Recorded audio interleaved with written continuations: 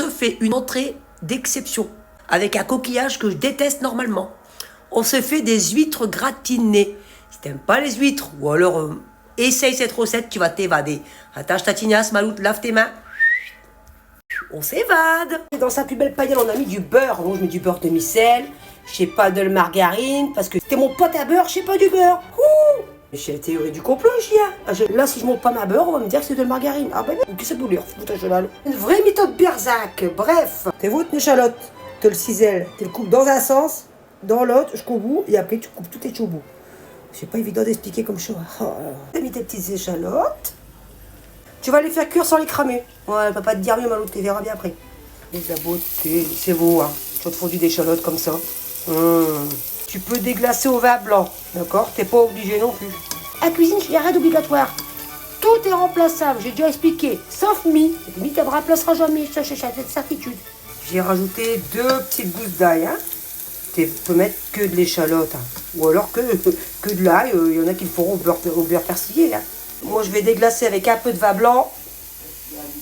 Oh, c'est pas possible. Et on va laisser réduire. Alors, on a laissé réduire un petit peu. Le vin blanc, c'est mais moi, j'en mets pas beaucoup. D'accord? Maintenant, on va y remettre de la crème.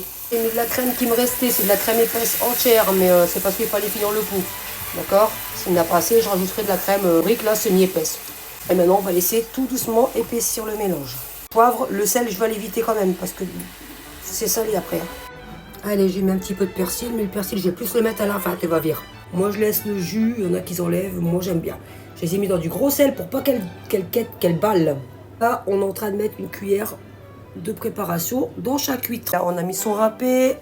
Là, j'ai mélangé de la panko, du persil et du parmesan, et je vais la rajouter au-dessus. Ça donne ça, et maintenant, ça part au four, et gratiner une petite dizaine de minutes. Et voilà le travail après une dizaine de minutes. Et là, tu te régales.